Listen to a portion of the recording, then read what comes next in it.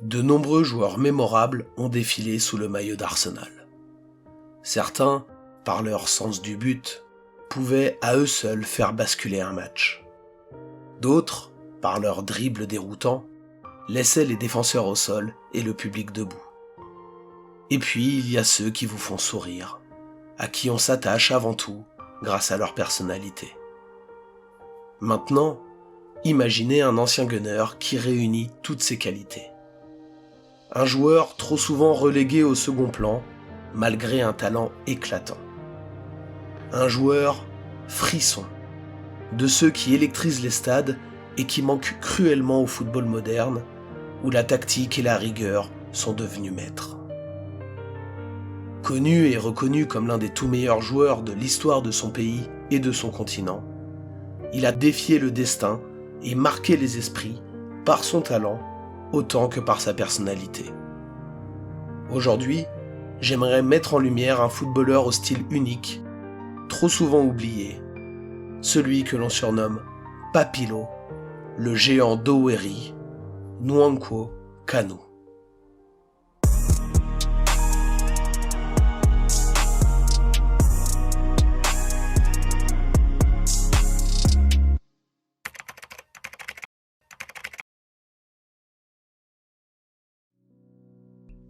Né le 1er août 1976 à Owerri, au Nigeria, Nwankwo Kanu débute sa carrière en 1992 dans l'un des plus grands clubs du pays, le Heartland FC. L'année suivante, il s'illustre sur la scène mondiale en remportant la Coupe du Monde U17 avec les Super Eagles, terminant deuxième meilleur buteur du tournoi. Une performance qui attire immédiatement l'attention des recruteurs de l'Ajax Amsterdam, qui le font venir en Europe dans la foulée. À seulement 17 ans, Nwankwo Kanu découvre le haut niveau sous les ordres de Louis van Gaal, aux côtés de noms tels que Van der Sar, Rijkaard, Seedorf ou Davids. Un environnement idéal pour faire éclore son talent. Sous le maillot de l'Ajax, il dispute 75 matchs, inscrit 27 buts et délivre 15 passes décisives. Il remporte 3 championnats d'affilée et en 1995, à seulement 19 ans, soulève la Ligue des Champions face au Milan AC. Mais l'apogée de sa jeune carrière arrive l'été suivant, en 1996, aux Jeux Olympiques d'Atlanta. La sélection nigériane, composée de joueurs de moins de 23 ans dont JJ Okocha, passe la phase de poule de justesse grâce à la différence de but. En quart de finale, elle écarte le Mexique 2-0, mais se heurte ensuite au Brésil de Ronaldo et Roberto Carlos. Menés 3-1 à la mi-temps, les Nigérians vont réduire la marque à un quart d'heure du coup de sifflet final avant que Kanu ne fasse du Kanu. Tous joués par Augustin Okocha. Loin avec une récupération dans la surface, attention! Et c'est l'égalisation à 3 partout! Nous sommes dans la dernière minute de jeu. Égalisation de Nwankwo Kanu. Attention avec cette frappe de Kanu, crochet, Nwankwo Kanu qui qualifie le Nigeria en finale du tournoi olympique. C'est la consternation ici, au stade de Sanford. Le Brésil, grand favori, a été pris à son propre piège, celui de l'excès de confiance. Ce 31 juillet 1996, Kanu a enfilé sa cape de super-héros pour qualifier les Super Eagles en finale des JO. Et face à l'Argentine de Crespo et Simeone, les Nigérians vont créer un nouvel exploit en s'imposant 3-2 dans les toutes dernières minutes. Un an après avoir été sur le toit de l'Europe avec l'Ajax, Kanu porte les siens sur le toit de l'Olympe. 3 années au plus haut niveau pleinement réussies propulsent Kanu parmi les plus grands espoirs mondiaux et le mène logiquement à signer à l'Inter Milan pour poursuivre une ascension toute tracée. Mais en quelques heures, tout va brutalement basculer. Lors de sa visite médicale en Lombardie, on lui diagnostique une anomalie cardiaque sérieuse, une malformation de la valve aortique. Les médecins sont formels, Kanu doit subir une opération à cœur ouvert.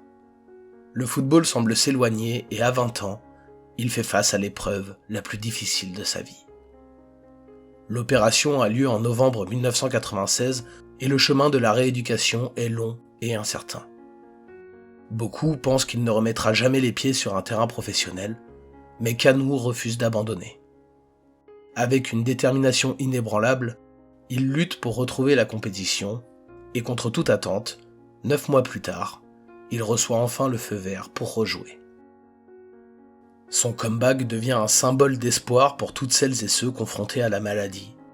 Mais dans le football, tout va très vite et après une telle absence, ses performances sont en demi-teinte et la ferveur qui l'entourait commence à retomber. Entre alors en scène Arsène Wenger. Avant de briller à Arsenal, des joueurs comme Bergkamp ou Vieira avaient eux aussi eu du mal à s'imposer en Italie, mais Wenger voyait plus loin. Alors que de nombreux clubs doutaient encore de la santé et du niveau de Kanu, Wenger n'hésite pas, et le 15 janvier 1999, Nwankwo Kanu devient un gunner. Ce pari, que beaucoup pourraient éviter, Wenger, lui, en a fait un coup de maître, et quelques mois suffisent aux Nigérians pour se créer une place dans le cœur des supporters. De son premier but en Première Ligue face à Sheffield Wednesday, à son chef-d'œuvre face à Tottenham, en passant par sa Madjer contre Middlesbrough, Kanu révèle l'étendue de son talent sur les pelouses anglaises. Du haut de son 1m97, il étonne par sa qualité technique, son sang-froid et une élégance rare pour un joueur de son gabarit. Avec 7 buts et 2 passes décisives en seulement 16 matchs, dont à peine 5 comme titulaire, le Super Eagle déploie enfin ses ailes. La saison suivante est celle de la confirmation. Kanu partage l'attaque avec Thierry Henry, tout juste arrivé de la Juventus, Dennis Bergkamp et Davor Schuker, une armada offensive de haut vol. Malgré cette rude concurrence, il tire son épingle du jeu. 50 matchs disputés, 17 buts inscrits et 13 passes décisives. Mais au-delà des statistiques, où Henry, avec ses 26 buts et 12 passes, se retrouve naturellement sous les projecteurs, Kanu brille dans l'ombre, dans un rôle de facilitateur. Il alterne avec justesse entre point d'appui de haut but, passeur créatif et dribbleur imprévisible. Il se met au service du collectif avec une finesse qui le distingue. Sa polyvalence technique et son intelligence de jeu lui permettent de s'adapter aux forces de ses coéquipiers comme aux besoins du moment. Et pour sublimer le tout, comme un écho à ses exploits olympiques, il frappe quand tout semble perdu. Le 23 octobre 1999, par un après-midi glacial à Stamford Bridge, Arsenal est mené 2-0 face à Chelsea à un quart d'heure de la fin. Le scénario semble plié, mais le géant d'Owerri refuse d'abdiquer. Il réduit d'abord l'écart d'un subtil extérieur du pied, puis égalise d'un contrôle orienté suivi d'une frappe limpide. Mais il ne compte pas s'arrêter là, et dans les ultimes secondes, il scelle l'un des plus grands retournements de situation de l'histoire du club. Well, it's broken Kanu's way and Dahui's right out of the centre. It's Kanu, what's he going to do? Oh! Can you believe it?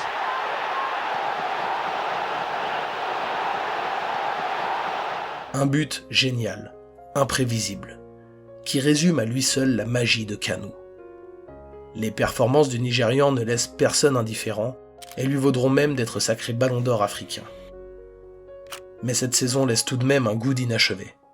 Arsenal tombe en finale de la Coupe UEFA face à Galatasaray au tir au but et termine dauphin de Manchester United en Première Ligue. Avec les Gunners, Kanu veut continuer d'écrire son histoire. De 2000 à 2003, Kanu dispute 97 rencontres sous le maillot des Gunners pour 17 buts et 16 passes décisives. Un bilan chiffré qui peut sembler modeste, mais l'empreinte laissée par le Nigérian va bien au-delà des statistiques. Elle s'inscrit dans l'émotion. À Arsenal, il ne sera jamais le buteur régulier ou le titulaire indiscutable, faute à un duo Bergkamp-Henry qui tutoie les sommets, mais il devient ce joker de luxe, celui qu'on fait entrer quand l'inspiration manque ou quand l'adversaire commence à reculer. Un rôle qu'il accepte et incarne avec une humilité rare. Malgré un temps de jeu irrégulier, il continue de faire parler sa classe balle au pied et possède cette faculté unique à ralentir le tempo, à créer l'inattendu, à ouvrir des brèches là où il n'y en avait pas. En 2002, il fait partie de l'équipe qui réalise un magnifique doublé championnat-coupe, puis l'année suivante soulève sa deuxième FA Cup. Mais c'est lors de la mythique saison 2003-2004 qu'il grave définitivement son nom dans l'histoire du club en devenant invincible. Cette saison-là, il ne joue que 10 matchs en Première Ligue, mais inscrit notamment l'unique but du match nul face à Everton. Il n'est plus au centre du projet, mais reste une figure essentielle, toujours prêt à répondre présent, et sans lui, cette saison légendaire n'aurait peut-être jamais existé. Mais toute histoire a une fin, et suite à cette saison historique, après 6 années passées à Arsenal, 197 matchs, 44 buts, des titres et des frissons, Kanu quitte le nord de Londres. À 28 ans, il signe à West Bromwich Albion, une équipe modeste qui lutte pour le maintien, où il apporte son expérience et sa touche créative. 2 ans plus tard, alors que beaucoup le pensent sur le déclin, il entame l'ultime chapitre anglais de sa carrière à Portsmouth, un club populaire, passionné, à la riche tradition, mais orphelin de titres depuis plus d'un demi-siècle. Malgré des doutes persistants sur sa condition physique, il rejoint Tony Adams, alors adjoint d'Harry Redknapp, ainsi que Sol Campbell, arrivé libre d'Arsenal cette même année, et contre toute attente, il va retrouver une seconde jeunesse. Il fait taire les sceptiques dès ses débuts avec 2 doublés en 3 matchs, et dans un effectif équilibré et combatif, il renoue avec le plaisir et enchaîne avec régularité. Il devient le meilleur buteur du club sur la saison, et surtout, il va écrire l'un des plus beaux épisodes de sa fin de carrière. Le 17 mai 2008 à Wembley, Portsmouth affronte Cardiff en finale de la FA Cup. Un match importantissime pour le club, tendu, fermé, où tout se joue sur un détail. Et comme souvent avec Kanu, ce détail porte son nom. À la 37e minute, il surgit dans la surface, exploite une erreur du gardien et marque l'unique but de la rencontre. Portsmouth remporte ainsi la première FA Cup de son histoire moderne et Kanu, à 31 ans, ajoute une ligne de plus à son palmarès, comme un dernier pied de nez au destin. 4 ans plus tard, en 2012, Kanu met un terme à sa carrière, mais son héritage dépasse largement ses titres et ses buts. Il a contribué à changer le regard porté sur le football africain, faisant partie de cette génération pionnière qui a brisé les barrières et imposé son talent en Europe, devenant ainsi l'un des premiers grands ambassadeurs du continent sur la scène mondiale. Marqué à vie par son opération du cœur, il fonde en 2000 la Kanu Heart Foundation, une organisation caritative qui vient en aide aux enfants africains atteints de malformations cardiaques.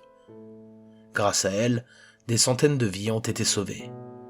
Il s'est avéré que son cœur, un temps trop faible, était finalement assez grand pour faire battre ceux des autres.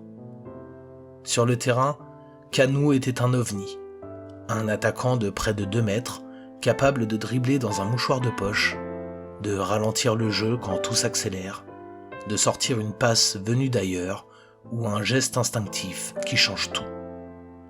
Pas toujours titulaire, souvent sous-estimé, mais toujours présent dans les moments clés. Kanu, c'était la grâce dans un corps de géant, la malice d'un numéro 10 dans les habits d'un 9, un magicien discret, élégant, imprévisible. Il ne semblait pas fait pour ce sport. Trop grand, trop fragile, trop gentil. Et pourtant, il y a laissé une trace indélébile. Par son talent, son sourire, son refus d'abandonner, et plus que tout, par son authenticité. Kanu, c'était une étoile filante. Rare, insaisissable, trop vite oubliée, mais qui a brillé d'une lumière qu'on ne devrait jamais cesser de rappeler.